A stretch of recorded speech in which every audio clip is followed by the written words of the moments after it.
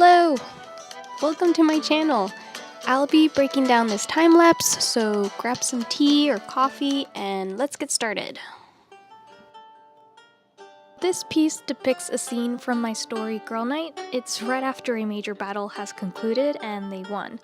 For more about the story, I plan on making a video talking about Girl Night and about medieval France in general. As for the program, I'm using Clip Studio Paint and a 13-inch Cintiq.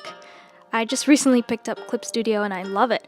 I think it's so much better for illustrators compared to Photoshop. I mean, look at these smooth lines. Usually drawing in Photoshop is a squiggly mess, and there are even third-party programs to deal with that problem. There are a bunch of other really cool features in Clip Studio, so if you're considering switching, I highly recommend it. And here, I'm trying to fit like a castle in there, but the perspective that I'd chosen just wasn't gonna work anyways.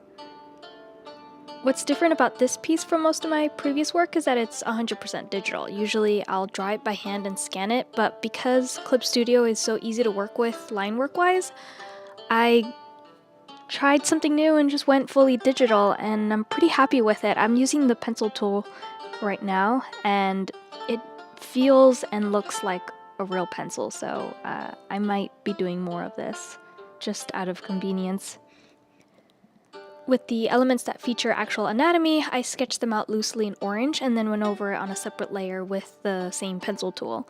One thing to notice is that the perspective chosen is really weird, and I love that I'm saying that it's pretty passively, as if that was not a choice done by me, but basically that's the truth. Like, where is the vanishing point in this piece?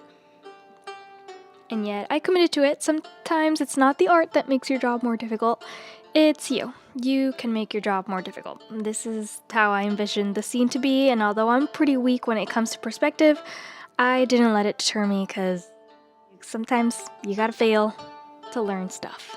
So, compensating for the weird perspective, I did have to fix a lot of the foreground elements, especially that dead guy on the left.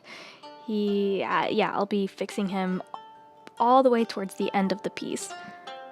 So in committing to this strange perspective, several elements definitely gave me issues. The foreground, the knights in the back. So I guess in the future, make sure that your composition is top-notch, because you'll be dealing with that the whole time. I definitely envision this post-battle scene to take place in the early morning with a diagonal split of lighting for a dramatic effect. I looked up a bunch of early morning grassy field reference photos and they all looked really varied. But it's fine. I don't usually get too caught up on color accuracy at this early stage of the process. What's important is to put some color down, because I think that's just how my eyes work anyways. They need to have something to look critically at first, and that's where I think I work mostly on an intuitive level for this. Because what I mean by intuitive, I mean I honestly have no idea what I'm doing, but something acceptable surfaces after lots of readjusting. What's really cool about Clip Studio Paint is its colorize feature. So you basically drop samples of colors on each shape, and when you click colorize, the AI will generate a painted surface using those colors. Since I'm pretty new with the program, I apply it once in a while and see what results it gives. In this case, it wasn't super helpful over Alice's whole outfit, other than spreading the colors lightly, but it did give me enough to work on for her skirt and armor. There's a reason to why Alice wears a skirt, and I'll explain that in the next video talking about the story. Like, medieval attire is so interesting. Pants weren't a thing back then. There's also a big debate on whether padded armor is better than leather armor. So for Roland here, the one in blue, I gave him a padded armor since he had to quickly grab whatever was around after he escaped the dungeon, and everybody else has actual armor. Yes, I kept adding fog in and out because depending on all those reference photos that I had collected, some of them had fog and some of them don't, so yeah. It really depended on which one I chose, and so at the end I decided not to have the fog in there because it didn't seem appropriate to have all that light on one side and then fog on the other. So you can see that I jump pretty quickly to different elements in the piece. The logic behind it is that I consider the whole piece at once. So focusing on finishing each element can end up making the entire illustration look really disjointed. I learned that in college, where you should consider the piece as a whole at all times, and it'll feel as a whole at the end.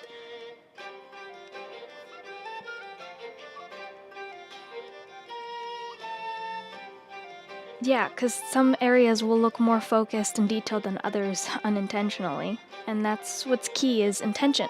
There shouldn't be anything in the piece that you did not intend for there to be, and I'm definitely still learning to do that better. Oh yeah, the fog. I'll definitely be scrapping that. Can I also say that coloring armor is so much fun? It reads really easily. Of course, doing armor painting studies is really important, but it's not that hard to immediately read it as armor on a character, so yeah, I enjoy it. Although I do go over it a lot, depending on, because it's funny, armor in different lighting can look different, and that's actually a lot harder to find reference photos for. So remember that colorize feature I mentioned earlier? Well, I used it again in the purplish here as a shading trick on the left side. I'm realizing it lightens the colors you place a lot, so it didn't do the dark shadows that I wanted. As for all the other elements in the shaded portion of the piece, I kept confronting the debate of just how much color should come through the shadow. That was my primary issue for sure. Secondary issue was the wonky perspective. I mean, it's a hill, so how will all of these figures lie? I made the main foreground figure larger. I think that definitely helped, and then had to correct all the other color gaps that moving him made. And earlier, because I had not determined the overall color of the piece, figuring out what the sky would look like took a lot of experimenting. At first I thought dramatic rainbow sky looked pretty cool, and then tried to shift the rest of the piece's colors to reflect that reddish sky more, but I eventually saw that the light would have to reflect on everything else, and realized it didn't look very well. Also physics, it just wasn't, it was more conjointed than anything. So I went for, instead of a cloudy, gloomy sky, and I think it makes sense since everything else is kind of muted. What I really wanted to show you with this process video and future ones is that I go through a lot of iterations and hideous phases in the middle of making a piece, and that's okay because it's all a learning process, and it'll always be a learning process. You don't really get to appreciate that when you just see a completed artwork. So it's okay to look at your artwork and realize you're literally creating garbage, but just keep tweaking it and working on it, and you'll see the end of the tunnel with it. And who knows, you'll probably be super surprised at the results.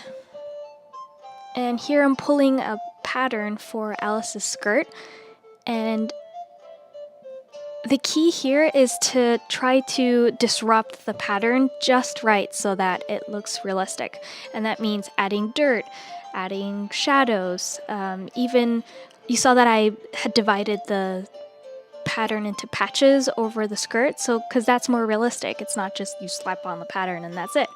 So that's how you try to just kind of blend it into the whole piece. And I'll still be muting even more that bright red because it wasn't fitting the rest of the piece.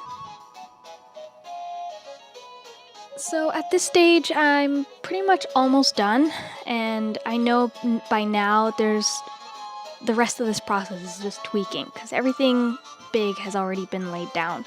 So it's fixing shadows, pulling out certain shapes out. The dead guy on the left still needs to be fixed. He looks like he's floating. The perspective's just not quite right, and I think I realized his body is going up towards the sky when the hill is going down. So that's when I realized I needed to add something underneath him, and you'll see it right now. As for the grass, I'm particular about not having so many empty spaces, so I like adding grass textures and flowers to the floor just to add more oomph, I guess, to the piece. But that's just my own particular taste. And I had several layers of color for the foreground, so you can see me turning off some of the layers and you'll see the blues that come out. I'm just waiting for you guys to see me fix the dead guy. Oh, there he is. So I added a crossbow underneath him, because to make it seem like there was something underneath him that he was just lying on top of. And I'm not sure if it worked. I still don't know if it worked. Maybe in a few weeks when I have more space between making this piece, I'll be able to realize like, oh, maybe it was just I didn't show enough of his other arm, but we'll see. I mean, that's just the nature of making art. You realize some of the issues down the line of